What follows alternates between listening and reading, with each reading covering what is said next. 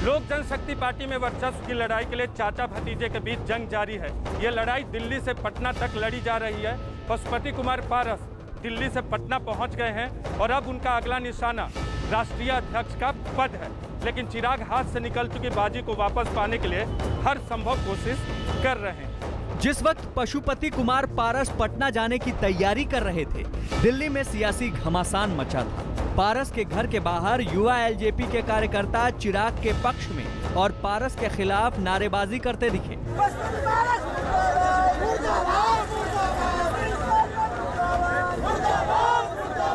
इन कार्यकर्ताओं ने चिराग को पद से हटाने के तरीके को असंवैधानिक करार दिया। खुद चिराग ने भी जब इस मुद्दे पर पहली बार मीडिया से बात की तो यही दावा किया कि अब भी पार्टी के राष्ट्रीय अध्यक्ष वही हैं। चैनल्स पे चल रहा था कि इनको राष्ट्रीय अध्यक्ष पद से हटाया जा चुका है। लोक जनशक्ति पार्टी का संविधान कहता है कि राष्ट्रीय अध्यक्ष का पद सिर्फ दो परिस्थितियों में खाली हो सकता है, या तो राष्ट्रीय अध्यक्ष का निधन हो या स्वतः अपनी मर्जी से राष्ट्रीय अध्यक्ष किसी भी परिस्थिति में जब वो रिजाइन करते हैं तो उसकी जगह दूसरे अध्यक्ष की नियुक्ति की जा सकती है। लेकिन चिराग के दावे से अलग पारस ने अपने फैसले को पार्टी को टूटने से बचाने के लिए उठाया गया कदम बताया और दावा किया कि चिराग ने 5 सांसदों को पार्टी से बाहर करने का जो फरमान जारी किया वो गलत है। बहुमत हमारे पक्ष में है। चिराग पासवान जी के पक्ष में बहुमत नहीं है, ये बहुमत हो चुके हैं।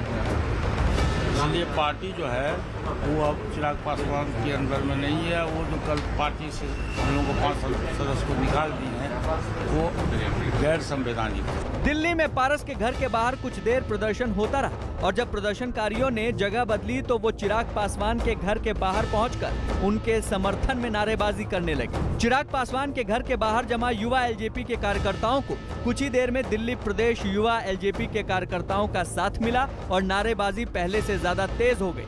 कार्यकर्ता चिराग के जयकारे के साथ ही पार्टी के संस्थापक रामविलास पासवान के नाम से नारे लगाते दिखे। चिराग पासवान जिंदाबाद, जिंदाबाद, जिंदाबाद, रामविलास पासवान जिंदाबाद। बाहर नारेबाजी हो रही थी और अंदर चिराग अगली रणनीति बनाने में जुटे थे। बदले हालात में चिराग की सुरक्षा के लिए उनके घर के बाहर दिल्ली पुलिस के साथ ही सीमा सशस्त्र बल के जवान तैनात कर दिए गए। इस बीच चिराग पासवान ने लोकसभा अध्यक्ष ओम बिरला को एक चिट्ठी भेजी जिसमें लोकसभा में एलजेपी संसदीय दल का खुद को नेता बनाने की मांग की। चिराग ने इस चिट्ठी के जरिए स्पीकर से पशुपति कुमार पारस को नेता बनाने के फैसले की समीक्षा की मांग की। यही नहीं, पूरे विवाद के बाद पहली बार मीडिया के सामने आए चिराग ने कहा कि उनके चाचा को गलत तरीके से संसदीय दल का नेता चुना गया।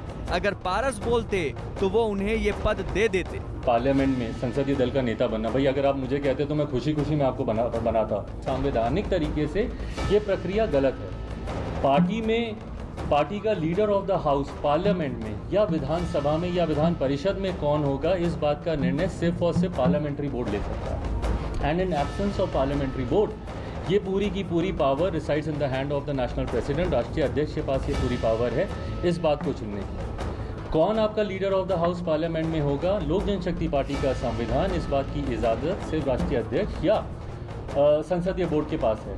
पशुपति कुमार पारस एक के बाद एक सदी चाल चल रहे हैं। पार्टी संसदीय दल के नेता के पद पर काबिज होने के बाद उन्होंने चुनाव आयोग से भी अपने खेमे को असली एलजेपी के तौर पर मान्यता देने की मांग की है। लेकिन तकनीकी तौर पर अध्यक्ष अभी भी चिराग पासवान है और चिराग पारस के फैसलों की काट तलाशने में जुटे हुए हैं। पारस को चिराग के अगले कदमों का अंदाजा है।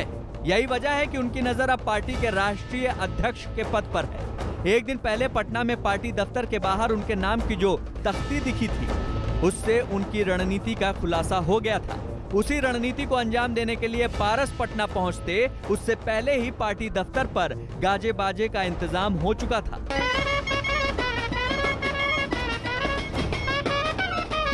पटना पहुंचने पर पारस का जोरदार स्वागत हुआ। पटना में एलजेपी के दफ्तर के बाहर कई होर्डिंग्स भी टंगे नजर आए जिसमें पारस को संसदीय दल का नेता बनाने की बधाई दी गई थी।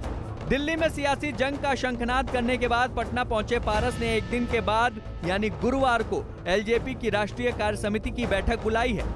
इस बैठक में पारस गुट की तरफ से बनाए गए पार्टी के कार्यकारी अध्यक्ष सूरजभान सिंह भी होंगे। ये बैठक सूरजभान के घर पर ही होगी और कल ही एलजेपी के नए राष्ट्रीय अध्यक्ष का चुनाव हो जाएगा। भले ही चिराग के समर्थक अपने तरीके से विरोध जता रहे हों, लेकिन इस बैठक में क्या होने वाला है इसके संकेत पारस ने दिल्ली में ही दे दिए थे।